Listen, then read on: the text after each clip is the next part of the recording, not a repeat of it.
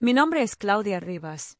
Tenía 34 años cuando mi padre me envió un correo con el asunto escrito completamente en mayúsculas. Paga antes del viernes. Ni un hola. Ni un ¿cómo estás? Ni un perdón por echarte de casa cuando tenías 18 años. Solo 3 archivos adjuntos. La factura del hospital de mi padre. La tarjeta de crédito de mi madre al límite. Y el préstamo impagado de la furgoneta de mi hermano Pablo. Debajo, una sola frase. Siempre fuiste buena con el dinero. Ha llegado el momento de que sirvas para algo en esta familia. Leí aquel correo a las 9:12 de la mañana, sentada en una sala de reuniones en Bilbao, rodeada de abogados, analistas y directivos que discutían una operación de millones de euros. Nadie entendió por qué dejé de hablar.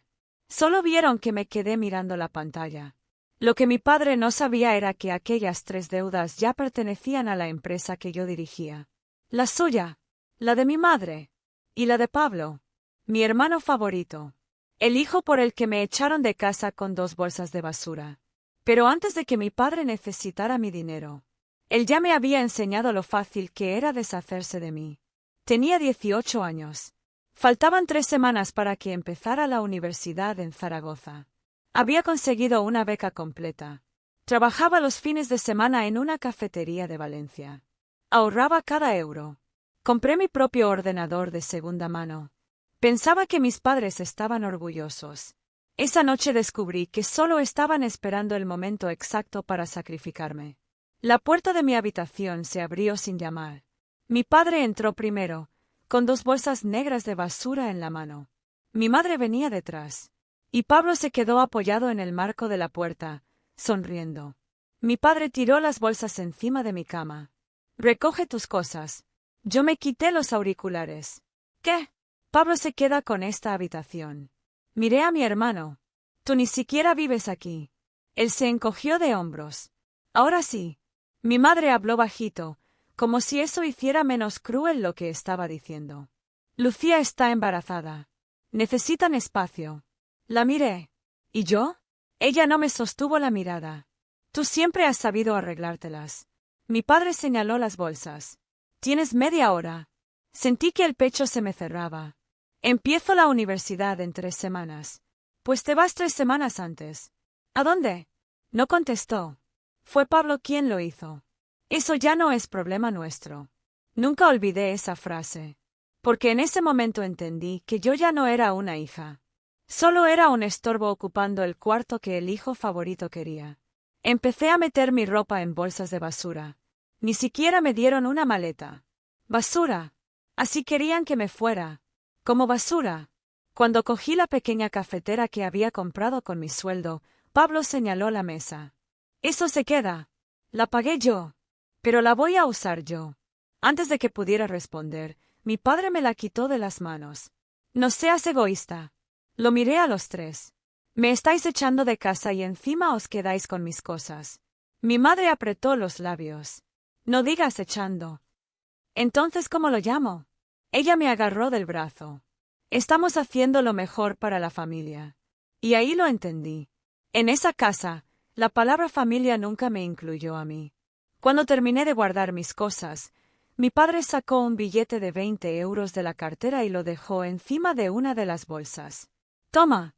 Miré el billete. ¿Qué es esto? Para el autobús. Pablo se rió. Si lo estiras, igual te da para cenar. Miré a mi madre esperando algo. Una palabra. Un gesto. Una mínima vergüenza. Pero solo giró la cara. Y vi que estaba sonriendo. Mi padre bajó mis bolsas hasta la entrada. Pablo iba detrás grabándome con el móvil. Deja de grabar. Solo estoy documentando tu gran comienzo. Cuando intenté meter las bolsas en el coche que yo había pagado, mi padre cerró el maletero. El coche se queda.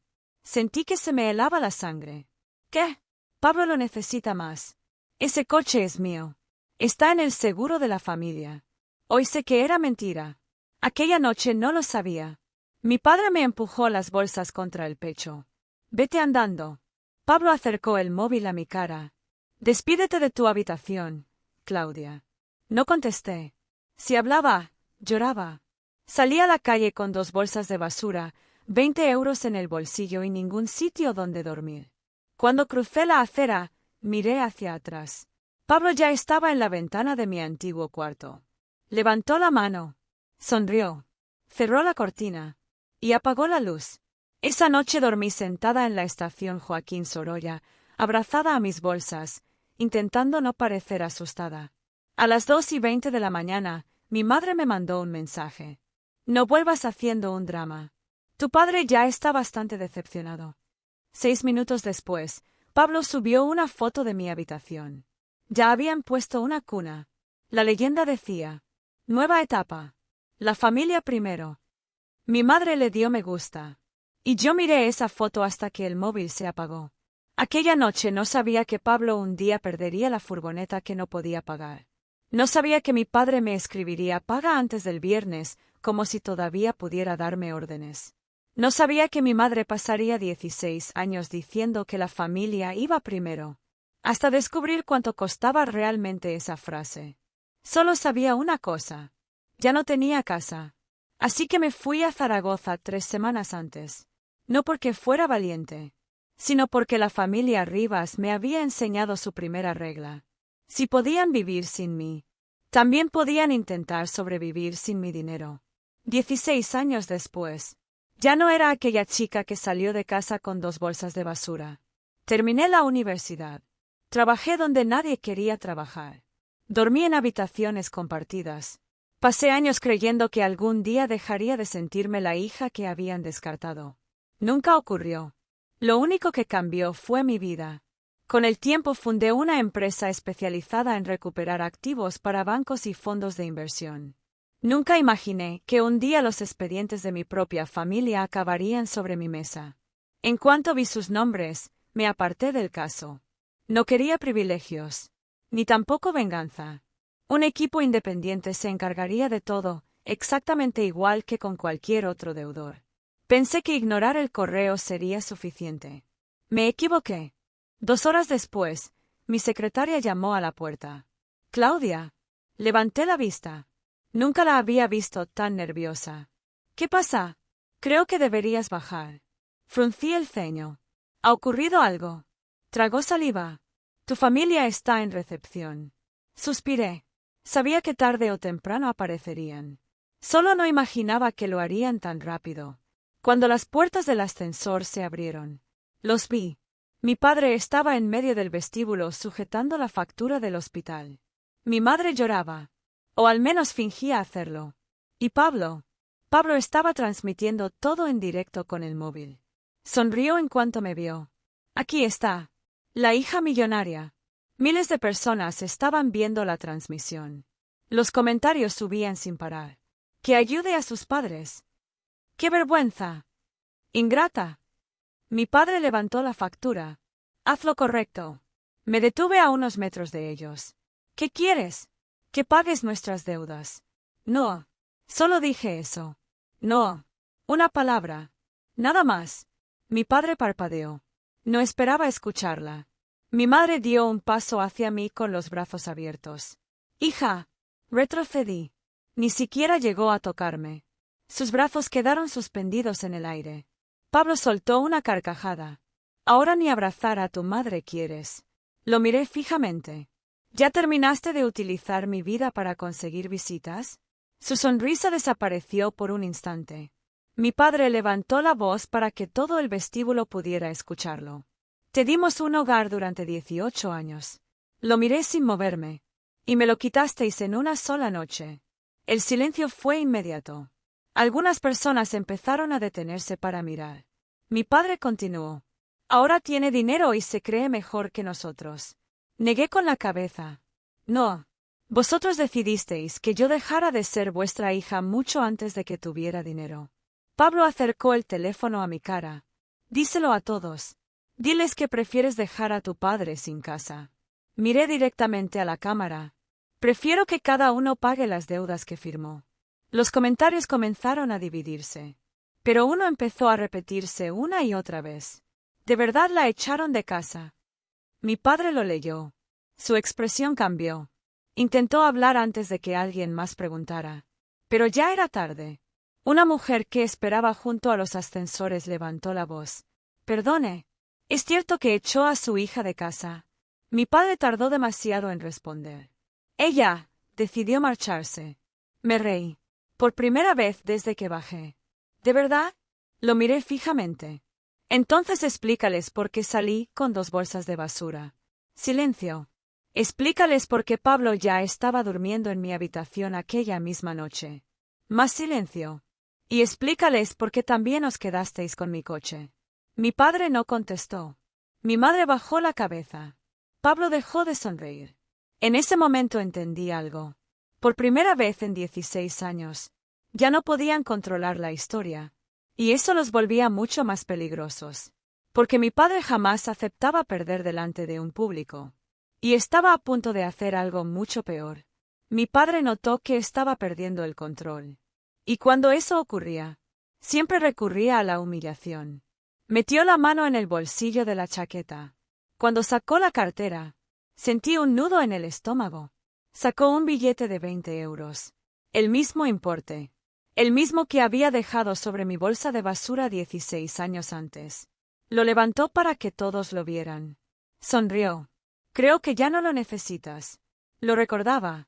No había sido un impulso. Había esperado 16 años para repetir exactamente la misma humillación. Delante de decenas de desconocidos. Miré el billete. Después lo miré a él. Abrí mi bolso. Saqué un billete de 100 euros. Lo doblé por la mitad. Y se lo puse en la mano. Para el viaje de vuelta. El vestíbulo quedó completamente en silencio. Mi padre miró el dinero. Luego me miró a mí. Su cara empezó a ponerse roja. Pablo intentó reírse. Nadie lo acompañó. Por primera vez. Ellos eran los únicos que seguían creyendo que aquello tenía gracia. Mi padre apretó el billete con rabia. El dinero te ha convertido en una soberbia. Negué con la cabeza. No. Lo único que aprendí fue que nadie tiene la obligación de pagar los errores de otra persona. Pablo dio un paso al frente. Siempre nos has odiado. Lo miré fijamente. No. Simplemente dejé de financiar vuestra vida. Aquella frase cambió el ambiente. La gente ya no me miraba a mí. Los miraba a ellos. Pablo leyó los comentarios del directo. Su sonrisa desapareció. Cada vez había más personas preguntando lo mismo. ¿De verdad echaron a su hermana? ¿Por qué le quitaron el coche? ¿Quién hace eso con una hija? Sin decir una palabra, Pablo terminó la retransmisión. Mi padre se dio cuenta. Necesitaba recuperar el control. Levantó la factura del hospital. Mi hija es la dueña de la empresa que nos está reclamando estas deudas. Algunas personas se sorprendieron. Era exactamente la reacción que buscaba. Hasta que un hombre mayor, que esperaba junto a recepción, habló. ¿Y ella creó esas deudas? Mi padre tardó unos segundos. No. Entonces no es ella quien tiene el problema. Mi padre se quedó inmóvil. No esperaba que nadie se pusiera de mi lado. En ese momento apareció Antonio, el director jurídico de mi empresa. Se colocó a mi lado. Mi padre lo señaló con el dedo. Ordena que cancelen todo esto. Antonio respondió con absoluta tranquilidad. No puedo hacerlo. Ella es la propietaria. Precisamente por eso se apartó del expediente el primer día. Mi padre frunció el ceño. ¿Qué significa eso? Que otra unidad tomó todas las decisiones. Sin intervención de la señora Rivas. Sin excepciones. Sin privilegios. Mi padre me miró como si acabara de descubrir que ya no tenía ningún poder sobre mí. Y entonces ocurrió algo que ninguno esperaba. Las puertas automáticas se abrieron. Entró un hombre con traje oscuro y un maletín. Miró alrededor unos segundos. Después preguntó en voz alta. ¿Don Manuel Rivas? Mi padre levantó la mano. El hombre sacó un sobreoficial. Necesito su firma para confirmar la entrega. Mi padre reconoció el logotipo inmediatamente. Toda la seguridad desapareció de su rostro. Intentó guardar el sobre sin abrirlo. El hombre negó con la cabeza. Primero necesito su firma. Mientras firmaba, vi que le temblaba la mano. Pablo intentó coger el sobre. ¿Qué es eso? Nada. Entonces enséñamelo. Mi padre lo apartó de un empujón. He dicho que no. Pablo lo miró sorprendido. Nunca antes su padre le había hablado así. Mi madre dio un paso atrás. Por primera vez, el hijo favorito ya no era la prioridad. Porque cuando el dinero desaparece, los favoritos también dejan de ser intocables. Y aquello era solo el principio. Mi padre guardó el sobre dentro de la chaqueta. No lo abrió. Ni siquiera quiso mirarlo. Sabía perfectamente lo que contenía. Solo había una forma de que aquel hombre apareciera en persona. La situación era mucho peor de lo que nos habían contado. Mi madre se acercó a él. ¿Qué pone ahí? Nada. Manuel. He dicho que nada. Fue la primera vez que le gritó delante de todo el mundo. Ella retrocedió sin decir una palabra. Pablo miró a mi padre con el ceño fruncido. ¿Qué está pasando? No es asunto tuyo. Aquello me llamó la atención. Durante toda la vida, Pablo había sido el centro de todo. Ahora, ni siquiera él conocía la verdad. Mi padre dio media vuelta. Nos vamos. Pensé que por fin había terminado. Me equivoqué. A la mañana siguiente llegué a la oficina antes de las 8. Antonio ya me estaba esperando. Traía una tablet en la mano. Ha vuelto a moverse. ¿Qué ha hecho ahora? Giró la pantalla hacia mí. Había varios titulares publicados esa misma madrugada. Empresaria abandona a sus padres enfermos. Millonaria deja a su familia sin casa. Suspiré. Ha llamado a la prensa. Antonio asintió. A todos. No me sorprendió. Mi padre llevaba toda la vida haciendo lo mismo. Cuando no podía controlar la realidad, intentaba controlar la historia. Pero esta vez había cometido un error. Uno muy grande. Porque para convencer a los periodistas, tenía que hablar. Y cuanto más hablaba, más mentía. Apenas una hora después, apareció otra vez en la recepción. Esta vez acompañado por 3 periodistas y 2 cámaras. En cuanto me vio, sonrió. Ya no parecía un hombre desesperado. Parecía un actor. Uno de los reporteros se acercó a mí. Señora Rivas, ¿es cierto que se niega a ayudar a sus padres? Miré al periodista. ¿Le ha enseñado mi padre el correo que me envió? El hombre negó con la cabeza. Mi padre intervino enseguida. Eso no tiene nada que ver. Lo ignoré. Saqué el móvil. Abrí el correo. Y se lo entregué al periodista. Leyó el asunto en voz alta. Paga antes del viernes. Después siguió leyendo. Su expresión cambió. Llegó a la última frase. Levantó la vista. ¿Su padre escribió esto? Antes de que pudiera responder. Mi padre habló. Sí. El periodista volvió a mirar la pantalla. Luego lo miró a él. Entonces, ¿usted no le escribió para pedir perdón? Silencio. ¿Ni para reconciliarse? Más silencio. ¿Solo quería que pagara sus deudas? Mi padre abrió la boca. No salió ninguna palabra. Porque la prueba estaba allí. Escrita por él. Con su propio nombre. Y delante de 5 cámaras. Intentó recuperar el papel. El periodista no lo soltó. Una última pregunta, señor Rivas. ¿Su hija mintió cuando dijo que la echaron de casa? Mi padre respiró hondo. Sabía que, respondiera lo que respondiera, iba a perder. Si decía que sí, admitía que la había abandonado. Si decía que no, el correo dejaba claro que solo había vuelto a buscarla por dinero. Miró a las cámaras. Después a mí. Y cometió el mayor error de toda la historia. Fue una decisión de la familia. Nadie habló durante varios segundos. Hasta que uno de los periodistas preguntó. ¿También fue decisión de su hija? Mi padre bajó la cabeza. Demasiado tarde. Acababa de reconocer delante de todo el mundo que yo nunca me fui por voluntad propia. Y en ese instante comprendí algo. Mi padre llevaba 16 años construyendo una mentira. Y acababa de destruirla él solo. Mi padre intentó marcharse. Pero Pablo lo sujetó del brazo. ¿Qué significa eso de que fue una decisión de la familia? Mi padre no respondió. Respóndeme. Mi madre cerró los ojos. Sabía que aquel momento iba a llegar tarde o temprano. Pablo volvió a mirarla. Mamá. Es verdad. Ella empezó a llorar. Esta vez no era el llanto que utilizaba para dar lástima. Era distinto. Parecía alguien que llevaba demasiados años escondiendo la misma culpa. Sí.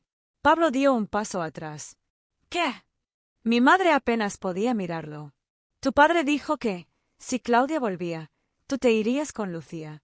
Y nosotros perderíamos al bebé. Pablo frunció el ceño. Yo nunca dije eso. Silencio. Mi padre levantó la voz.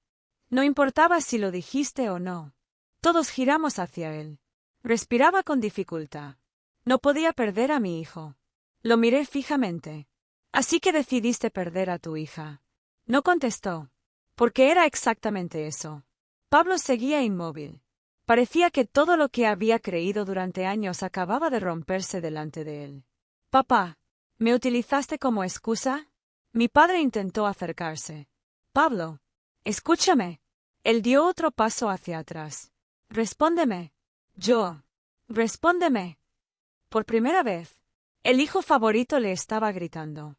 Y mi padre no sabía qué hacer. En ese momento Antonio recibió una llamada. Escuchó durante unos segundos. Después levantó la vista. Acaban de confirmar la ejecución. Mi padre se giró inmediatamente. ¿Qué ejecución? Antonio respondió con la misma tranquilidad de siempre. La de la furgoneta. Pablo sacó el móvil. Había más de 20 llamadas perdidas. Todas del banco. Corrió hacia la ventana. Justo a tiempo para ver cómo una grúa terminaba de llevarse su furgoneta. Golpeó el cristal con rabia. No. Se volvió hacia mi padre. Dijiste que lo habías arreglado. Mi padre bajó la cabeza. Pensé que tendría más tiempo. Me mentiste. Intentaba protegerte. Pablo soltó una carcajada amarga. ¿Protegerme? Miró a su alrededor. Me dejaste vivir creyendo que todo estaba solucionado. Mientras se hundía todo. Luego me miró a mí. Esperé el insulto. La culpa. La misma historia de siempre. Pero no llegó. Volvió a mirar a mi padre. Toda la vida me dijiste que Claudia era egoísta. Que nunca quería ayudar. Y resulta que la única persona que ha mentido aquí eres tú. Mi padre sintió el golpe. Pero aún no era suficiente. Mi madre dio un paso al frente. Durante 16 años había protegido a Pablo. Durante 16 años había justificado cada decisión de su marido. Y, por primera vez, dejó de hacerlo. Miró directamente a Pablo, con lágrimas cayendo por las mejillas. Basta. Él la miró sorprendido. Mamá. Ella negó con la cabeza. No. Ya está bien. Se giró hacia él. Su voz temblaba. Tu hermana perdió su casa por nosotros. Perdió su familia. Perdió su juventud. ¿Y tú? ¿Todavía crees que eres la víctima? El silencio fue absoluto. Pablo no respondió. No podía. ¿Por qué? Por primera vez en toda su vida, alguien había dejado de tratarlo como al hijo favorito. Y ese golpe le dolió mucho más que perder la furgoneta. Mi padre intentó hablar. Pero nadie lo escuchaba ya. Había perdido a su hija. Acababa de perder a su hijo. Y, por primera vez, también estaba perdiendo a su mujer. Mi padre ya no parecía el mismo hombre que me había echado de casa. Tenía los hombros caídos, la voz quebrada, y los ojos de alguien que acababa de entender que ya no podía controlar a nadie. Me miró durante varios segundos. Después habló. Claudia, por favor, ayúdame. No recordaba la última vez que me había pedido algo. Toda mi vida me había dado órdenes. Aquella era la primera vez que suplicaba. Respiré hondo. ¿Quieres que te ayude? Él asintió. Haré lo que sea. Lo miré fijamente. Entonces responde una sola pregunta. Toda la sala quedó en silencio. 3 días después de echarme de casa, volví. Llamé a la puerta durante casi 20 minutos. Vi cómo se movía la cortina del salón. Sabía que estabais dentro. Mi voz seguía completamente tranquila. ¿Por qué no abriste la puerta? Mi padre cerró los ojos. Tardó tanto en responder que pensé que no lo haría. Pero finalmente habló. Muy despacio. ¿Por qué? Si te dejaba entrar, iba a tener que reconocer que me había equivocado. Nadie respiró. Él continuó. Y llevaba toda la vida diciendo que Pablo era mi mejor decisión. No podía admitir que había destruido a mi hija. Por orgullo. Aquellas palabras golpearon incluso a Pablo. Se quedó mirando a su padre como si fuera un desconocido. Mi padre rompió a llorar. No un llanto fingido. no uno para dar pena. Lloraba porque ya no le quedaba ninguna mentira detrás de la que esconderse. Se llevó las manos a la cara. Lo perdí todo. Mi madre lo miró. Y por primera vez en más de 30 años. No fue a consolarlo. Solo dijo una frase. No. Lo fuiste perdiendo durante 16 años. Y nunca quisiste darte cuenta. Mi padre levantó la cabeza. Intentó cogerle la mano. Ella la apartó. Teresa. Ella negó lentamente. Cada vez que Claudia lloraba, yo te daba la razón. Cada vez que Pablo hacía algo mal, lo justificábamos. Cada vez que nuestra hija necesitaba unos padres, nosotros elegíamos un hijo. Las lágrimas no dejaban de caer. Y hoy estamos pagando por todo eso. No a Claudia. A la vida. Pablo seguía inmóvil. Después dio un paso hacia mí.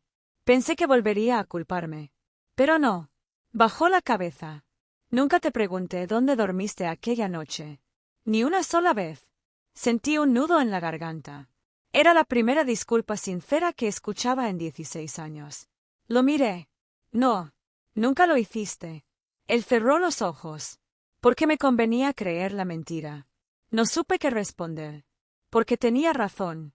Durante años había preferido no hacerse preguntas. Era más fácil vivir siendo el hijo favorito.